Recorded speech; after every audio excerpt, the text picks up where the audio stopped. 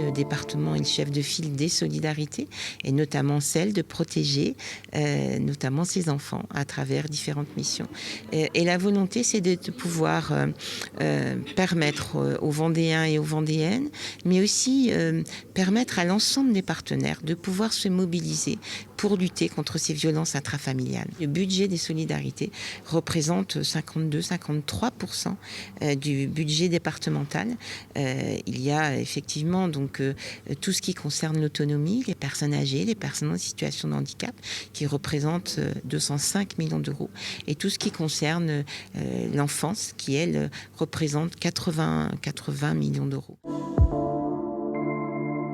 C'est une réalité et statistique et malheureusement sociétale. Les personnes dont les familles qui déjà connaissaient des tensions avec l'enfermement ont pu effectivement se retrouver en tension supplémentaire avec des actes de violence qui se sont multipliés.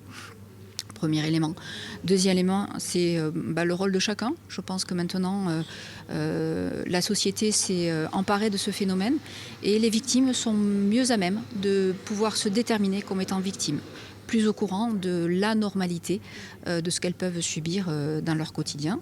C'est un second élément. Le troisième élément, c'est effectivement la prise en compte par l'institution judiciaire, par les forces de l'ordre, de plaintes, avec une meilleure pratique professionnelle, puisque nous partageons à ce niveau-là maintenant, je dirais, une formation sur la prise de la plainte, l'écoute de la plainte par une victime ou un enfant victime, et puis effectivement un meilleur traitement judiciaire par une meilleure approche des concepts qui peuvent jouer sur ce contentieux. Nous avons à ce jour un doublement des poursuites, puisque un doublement des jugements.